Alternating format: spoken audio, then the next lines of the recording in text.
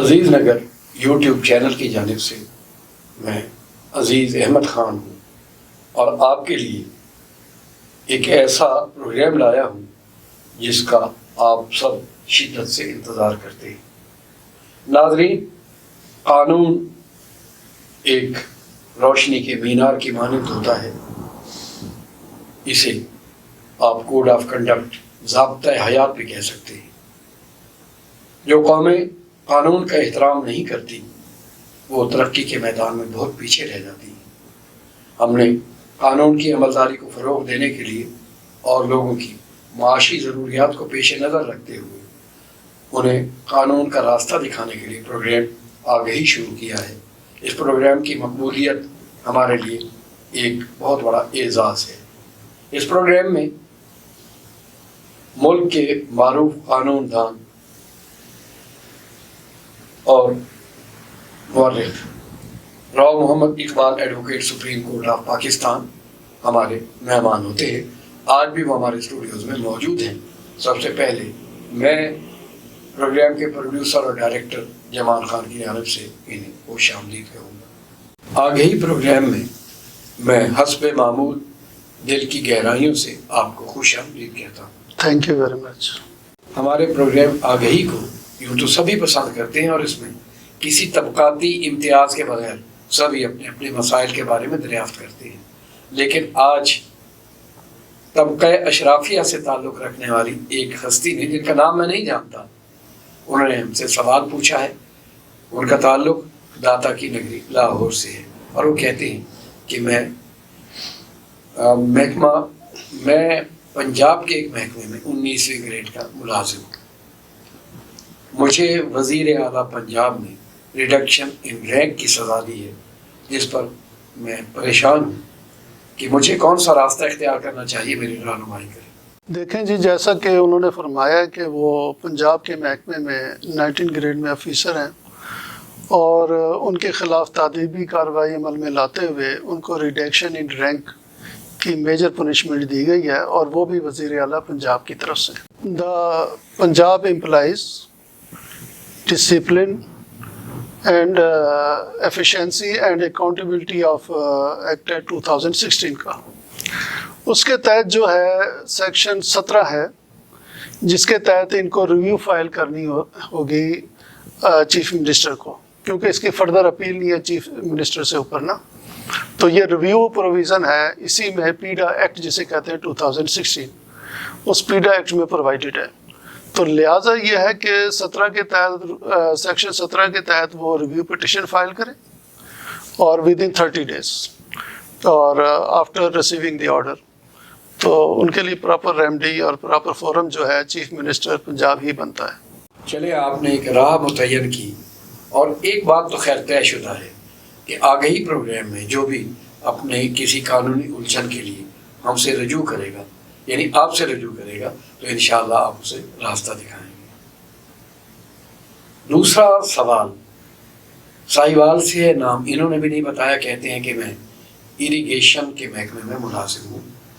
کسی ایک معاملے پہ مجھے سیکریٹری اریگیشن نے پنشمنٹ دیتے ہوئے ایکس-سی-ایم سے ایس-ڈی-او بنا دیا ہے، اور اس سے باہر طور میرے رینک میں تنزلی ہوئی ہے۔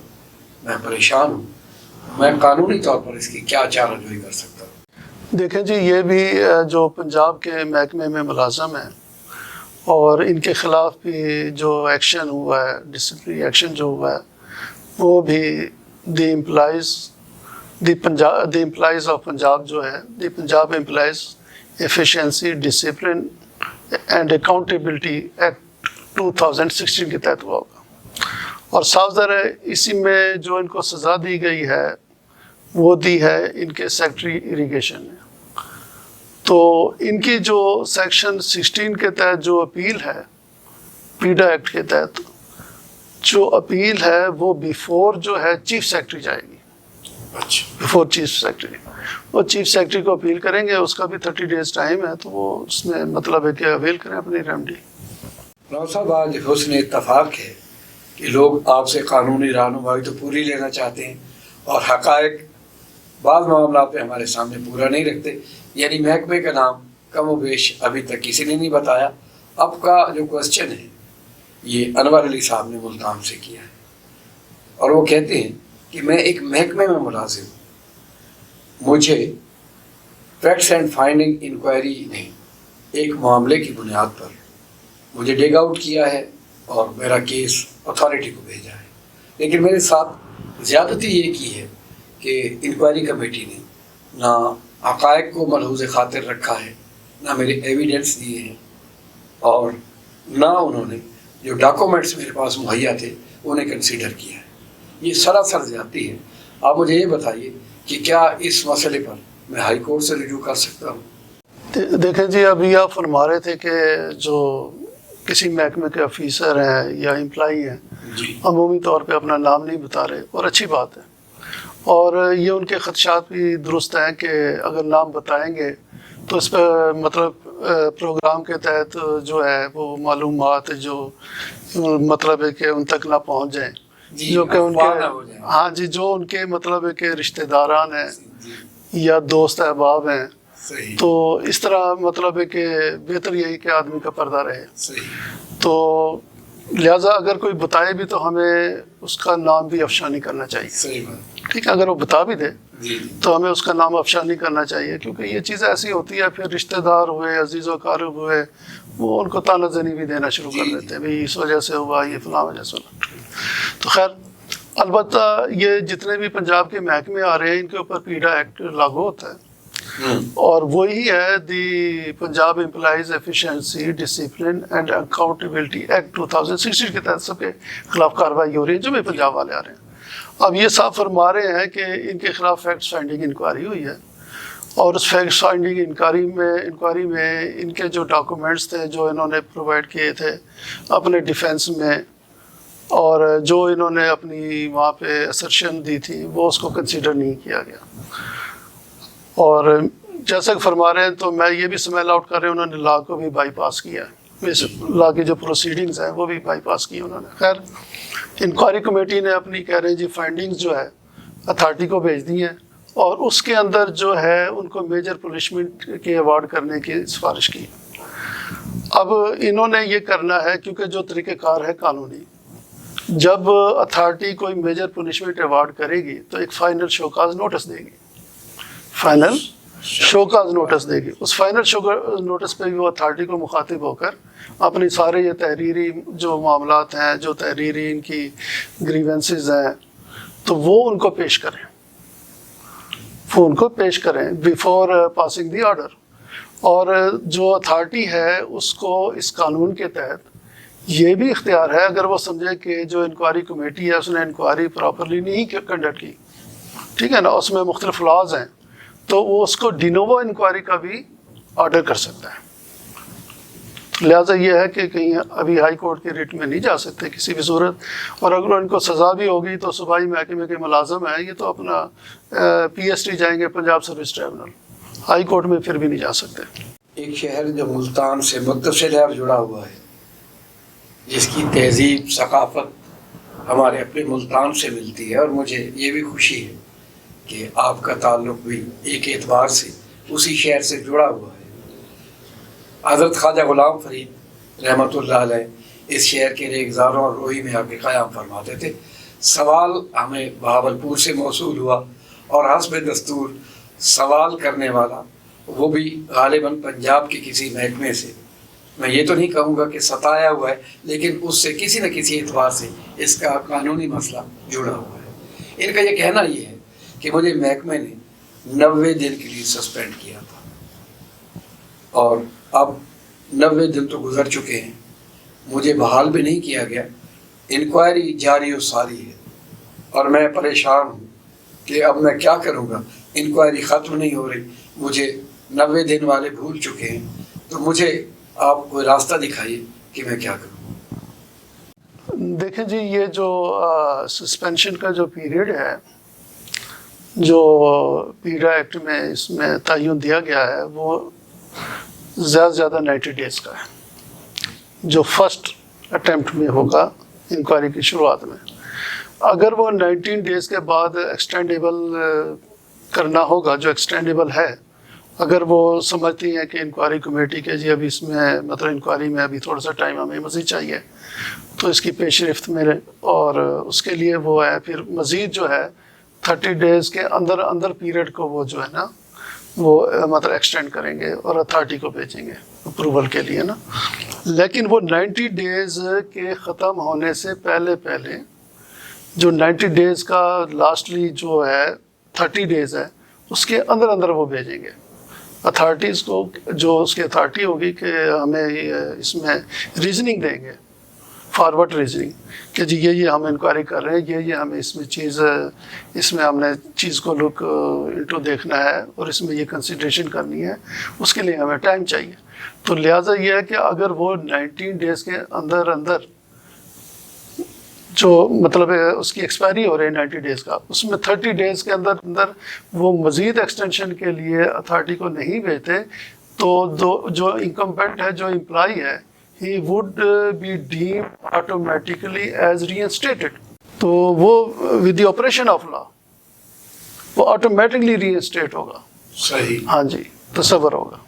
مشکلات کی راہیں بڑی سنگلاخ ہوتی ہیں, لیکن جب ان میں امید کے پھول کھلتے ہیں تو مسافتیں آسان ہو جاتی ہیں. آپ کے قانونی مسائل کے حل کے لیے ہم نے پروگرام آگہی کا آغاز کیا ہے, لیکن جس خندہ پیشانی سے مشکل سوالات کا جواب Rao Iqbal advocate supreme court of Pakistan دیتے ہیں اور ان کے چہرے پہ جو خندہ پیشانی میں محسوس کرتا ہوں, اس سے آپ کو تو خوشی ہوتی ہے, مجھے بھی روحانی مسرت ہوتی ہے. آپ ہمارے ساتھ رہیں گے, لیکن مجھے فی الوقت بریک پر جانا ہے.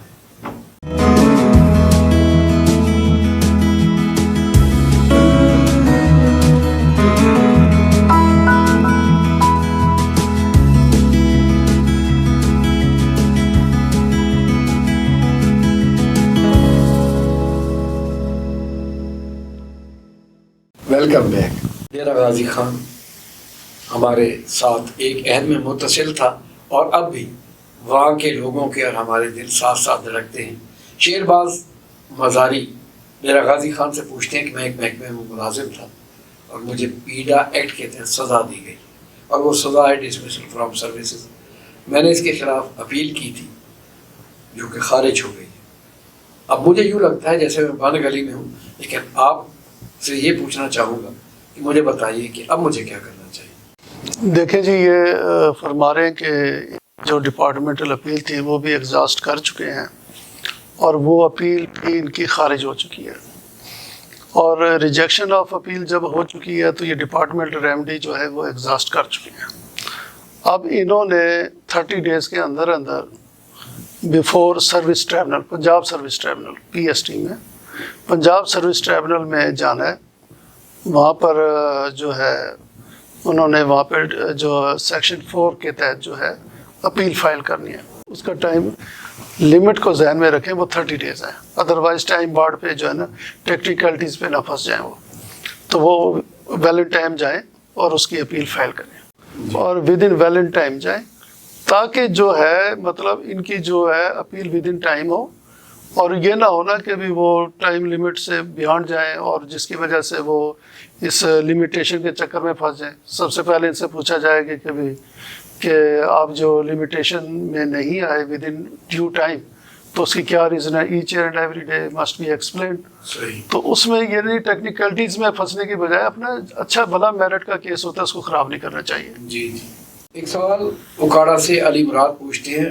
وہ کہتے ہیں کہ میں نے روزگار کے سلسلے میں ایجوکیٹر کے شعبے میں بطور ٹیچر اپلائی کیا تھا, لیکن ہارڈ لک کہ جس کا 1 نمبر مجھ سے زیادہ تھا اسے ملازمت دے دی گئی اور میں اس لمحے یا اس موقع پہ محروم کر دیا گیا.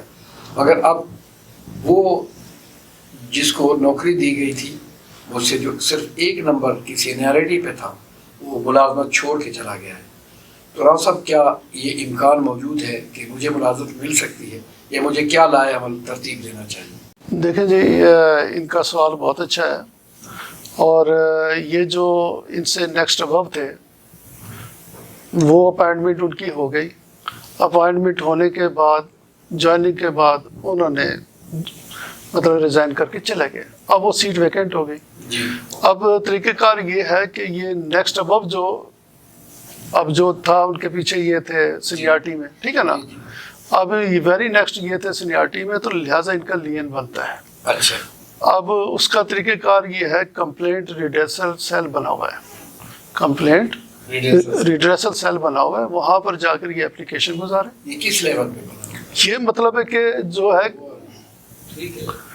یہ کمپلینٹ ریڈریسل سیل جو ہے نا ڈسٹرکٹ لیول پر جو ہے وہ ڈپٹی کمشنرز کو بنا ہوا ہے، اور مرکزی لیول پر کمشنر کے ادھر بنا ہوا ہے، ٹھیک ہے نا جی.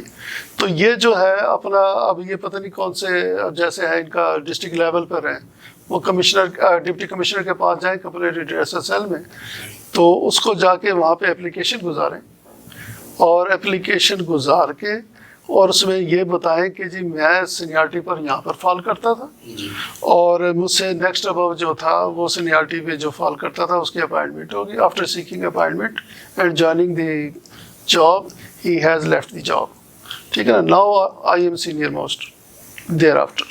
تو وہ جناب اللہ جا کے اپنا لین بنائے.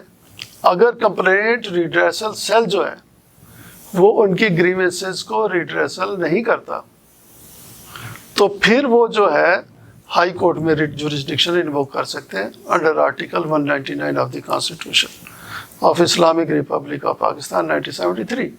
اور اس میں ہائی کورٹ کی جورسڈکشن میں انشاءاللہ تعالیٰ ان کو وہاں سے بھی ریلیف مل جائے گا. اگر وہاں سے نہ ملا تو کمپلینٹ ریڈریسل سیل سے ریلیف نہ ملا تو انشاءاللہ یہاں سے مل جائے گا. رحیم یار خان سے سرفراز میانہ پوچھ رہے ہیں کہ میں ایک محکمے میں ملازم تھا، میرے والدین مجھے ان کی بیماری کی اطلاع ملی تو میں نے محکمے کو چھٹی اپلائی کر دی، اور محکمے نے مجھے 2 ماہ کی چھٹی گرانٹ کر دی.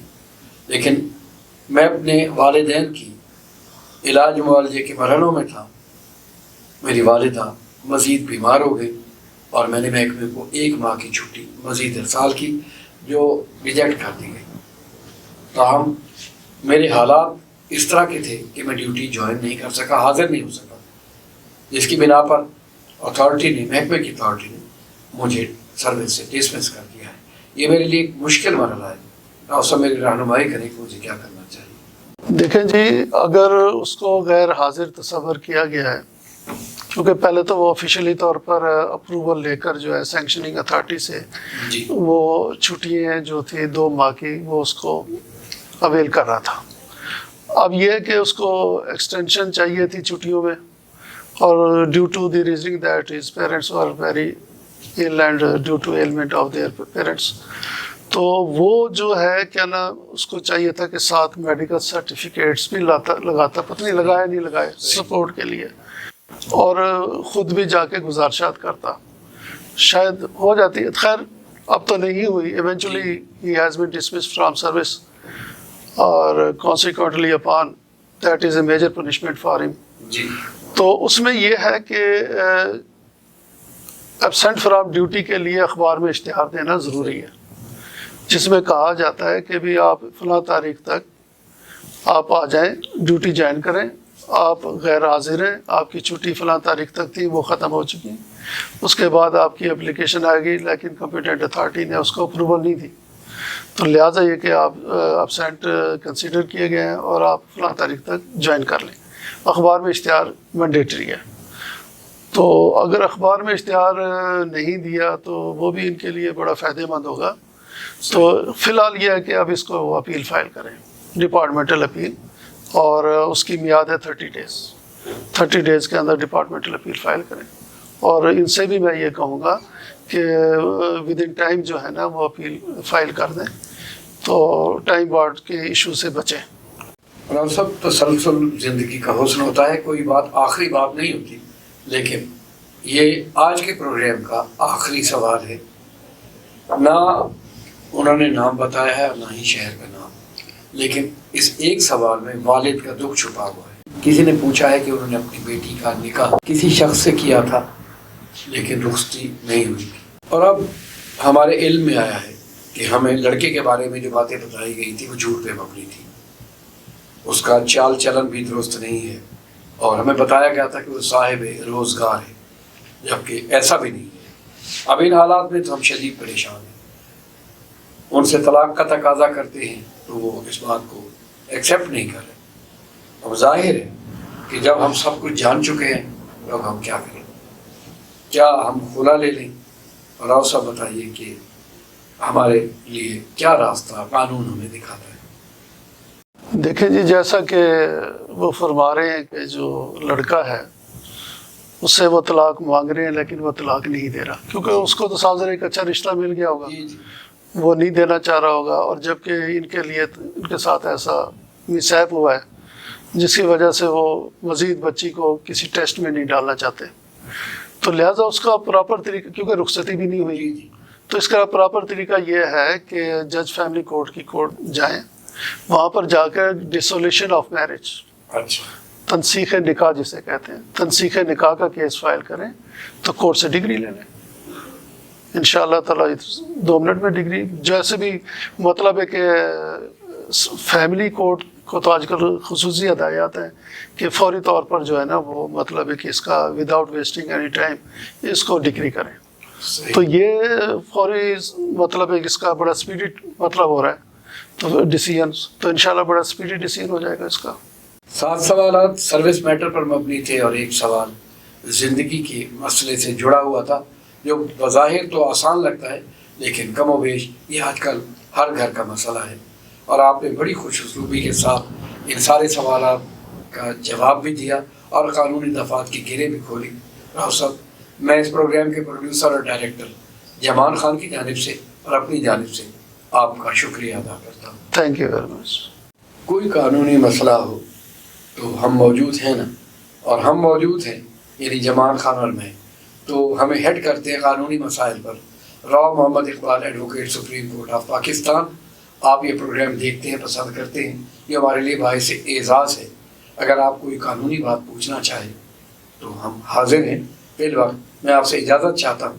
اللہ نگہبان۔